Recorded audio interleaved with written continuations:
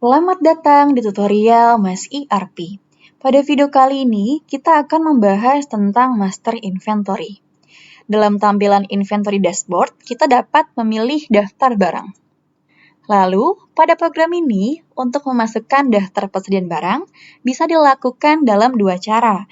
Yang pertama, yaitu dengan input satu persatu melalui tombol tambah, dan yang kedua, melalui menu impor persediaan yang bertujuan untuk menginput massal atas daftar persediaan dalam waktu yang bersamaan. Untuk cara yang pertama, yaitu input dengan manual, setelah kita klik tombol tambah, maka selanjutnya akan tampil form untuk membuat master persediaan barang. Pada form persediaan barang ini terdapat informasi persediaan, informasi lokasi dari barang tersebut, lalu informasi satuan, harga beli dan juga harga jualnya, terdapat harga spesial supplier dan customer, dan terakhir, ada sales price by quantity. Pertama, kita akan mengisi informasi persediaan. Pada gambar produk, yaitu bersifat opsional. Apabila ingin menambahkan gambar pada produk, maka bisa klik Choose File, kode barang, yaitu kode unik untuk membedakan antar barang yang ingin tambahkan, dan kode tersebut tidak boleh sama. Kode barang ini bisa diketik manual atau bisa juga menggunakan nomor urut otomatis yang sudah disediakan dalam program. Sebagai contoh, kita akan buat kode INV0001. Nama barang, sebagai contoh, yaitu kursi kantor. Tipe barang terdapat beberapa pilihan. Yang pertama ada raw material, work in process, inventory stock, jasa atau biaya, paket, dan total sub-item. Sebagai contoh, kita akan memilih inventory stock. Kategori barang, kategori ini berfungsi untuk mengelompokkan barang tersebut. List kategori ini berasal dari master kategori yang sudah dibuat pada menu kategori barang. Namun, kita juga bisa menambahkan langsung di form ini dengan cara klik tambah, lalu masukkan kode juga nama yang ingin tambahkan. Sebagai contoh, kita akan memilih peralatan. Memo, opsional, boleh diisi atau dikosongkan. Serial number, checklist apabila item tersebut menggunakan serial number. Tampilkan minimum margin, apabila di checklist akan muncul isian minimum margin persen. Fungsinya, pada saat buat penjualan akan ada warning jika kita input harga jual lebih kecil dari HPP. Sembunyikan nama barang pada transaksi, jika di checklist, maka pada saat buat transaksi, nama barang tersebut tidak akan muncul.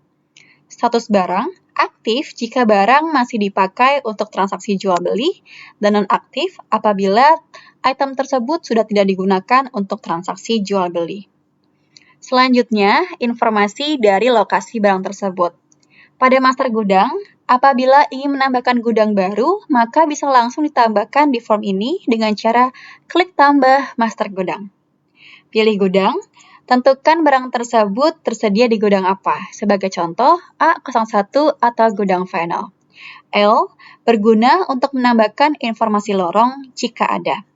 Quantity minimum, isi quantity minimum jika ingin memakai quantity minimal.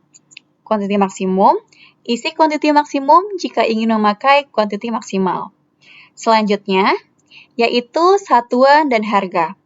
Cara pengisiannya untuk kolom barcode bersifat opsional. Pada kolom satuan, wajib diisi.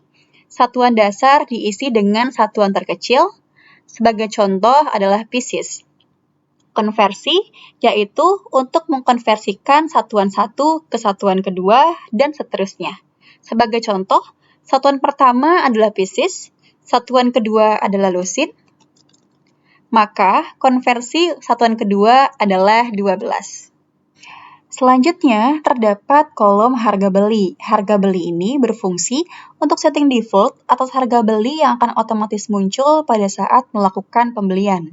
Lalu, pada kolom harga jual, berfungsi untuk setting default atas harga jual yang akan otomatis muncul pada saat melakukan penjualan. Selanjutnya, terdapat harga beli spesial customer, yaitu jika mendapat harga spesial dari supplier tertentu. Caranya dengan klik tombol tambah, lalu masukkan suppliernya dan harganya. Dan untuk harga jual spesial customer, yaitu jika mendapatkan harga spesial atau diskon spesial dari tipe customer tertentu. Terakhir, terdapat sales price by quantity. Fitur ini berguna apabila Anda menerapkan sistem harga berdasarkan banyaknya barang yang dibeli oleh customer, atau wholesale atau grosir. Sebelum melakukan setting ini, Anda harus membuat tipe customer terlebih dahulu. Jika form master inventory sudah diisi dengan sesuai, maka kita bisa klik simpan sampai muncul notifikasi sukses ini. Berikut adalah tampilan dari inventory yang telah berhasil disimpan dalam program Mas ERP. Selanjutnya adalah cara yang kedua, yaitu masukkan barang menggunakan impor persediaan barang. Dengan menggunakan cara ini, kita bisa sekaligus masukkan saldo awalnya. Caranya yaitu klik impor, lalu pilih impor persediaan barang. Selanjutnya akan tampil form untuk melakukan proses impor. Pada tahap 0 atau pilih jurnal, pada tahap ini kita perlu setting akun persediaan barang jadi, persediaan barang setengah jadi, persediaan bahan baku, dan juga akun lawannya. Tahap ini berguna sebagai jurnal otomatis apabila pada saat pengisian Excel kita juga mengisi quantity dan HPP-nya yang akan menjadi saldo awal dari persediaan barang. Akun persediaan barang jadi dapat diset sebagai akun persediaan barang jadi. Akun persediaan barang setengah jadi dapat diset sebagai akun persediaan setengah jadi. Akun persediaan bahan baku dapat diset sebagai akun persediaan bahan baku. Dan untuk akun lawan dapat diset dengan akun laba ditahan. Setelah diset, langkah selanjutnya adalah klik buat Excel, lalu buka Excel yang sudah berhasil terunduh. Setelah file Excel terbuka, kita bisa menambahkan informasi-informasi tentang inventory tersebut sesuai dengan kolom-kolom Excel-nya. Panduan untuk pengisian Excel ini sudah ada di bagian atas. Pengisian master ini dapat disesuaikan dengan kebutuhan perusahaan Anda. Di Excel ini, yang wajib diisi adalah nomor item, nama barang, tipe stok, kode kategori, nama kategori, kode gudang, nama gudang, satuan, konversi jika Anda memiliki satuan kedua. Lalu, jika Anda ingin sekaligus memasukkan saldo awalnya, maka quantity awal dan HPP-nya wajib diisi. Mari kita bahas satu persatu dari tiap kolomnya.